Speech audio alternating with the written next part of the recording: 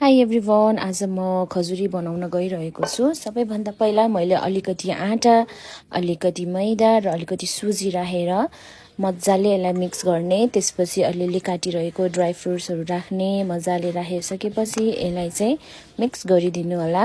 मजाले मिक्स गरिदिनुस्।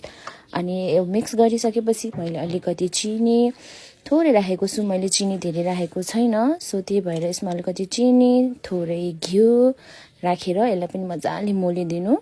मैले चाहिँ यसमा थोरै दुध र पानी राखेर मजाले डोको बनाउनका लागि मिक्स गरिरहेको छु। र यतिको भएपछि चाहिँ मजाले डोलाई मार्दै जानुपर्छ। यसरी गइसकेपछि चाहिँ मजाको एउटा डो बनिसकेपछि यसलाई ढाकेर मैले 2 घण्टाको लागि छोडेको हो। अब बनाउनेतिर लागौँ है। मैले थोरै सानो लिएर चाहिँ मैले यसलाई मजाले बेल्न चौकाले बेलेर मैले यसरी चम्चाले, यो काँटा चम्चाले बनाएको है, यसरी सेप दिएर मैले तातो तेलमा फ्राई गर्न गइरहेको छु। यसमा चाहिँ एकैचोटि हामीले 3-4 वटा राख्यो भने पनि हुन्छ। र यसरी गरिसकेपछि चाहिँ यसलाई मजाले फर्काई यसलाई पाक्न दिनुपर्ने हुन्छ। र अब यतिको भइसकेपछि चाहिँ अब यसलाई मैले निकाल्छु।